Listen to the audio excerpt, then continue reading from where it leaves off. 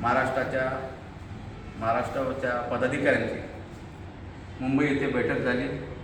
सदर बैठकीमध्ये लोकसभेविषयी चर्चा करण्यात आली आणि लोकसभेमध्ये जास्तीत जास्त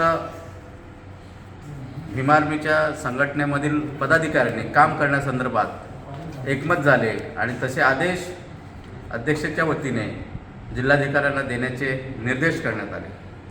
आजच्या मीटिंगमध्ये मनुवादी सरकारला लांब ठेवण्याच्यासाठीच ही आजची बैठक होती आणि या बैठकीमध्ये बऱ्याचशा विषयावर चर्चा करण्यात आली आणि महाराष्ट्रामध्ये कुणाला पाठिंबा द्यायचा कुणाला नाही द्यायचा याच्यावरही चर्चा करण्यात आली। तरी ह्यापुढील जी चर्चा आहे हे महाराष्ट्राचे अध्यक्ष माननीय सीतारामजी गंगावणे हे सविस्तर सांगतील। सर्वांना क्रांतिकारी जय भीम, जय शिवराय, जय लहुजी।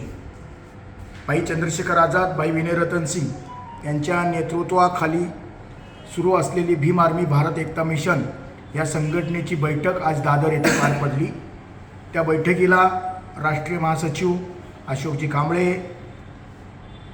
वरिष्ठ उपाध्यक्ष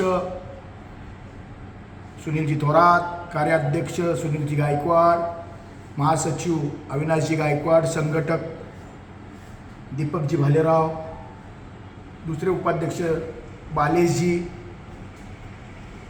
जनकेजी सर्व उपस्थित होते। ह्या मीटिंगमध्ये येणाऱ्या लोकसभेच्या निवडणुकीमध्ये कोणाला पाठिंबा द्यायचा कोणाला द्यायचा नाही ह्याच्यावर सखोल चर्चा झाली।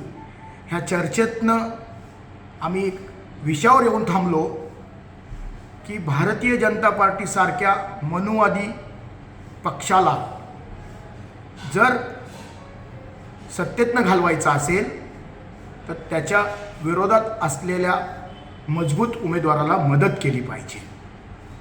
ह्या मतावर आमच्या सर्व कमिटीचं एकमत झालं आणि त्या एकमतानुसार भाई चंद्रशेखर आझाद,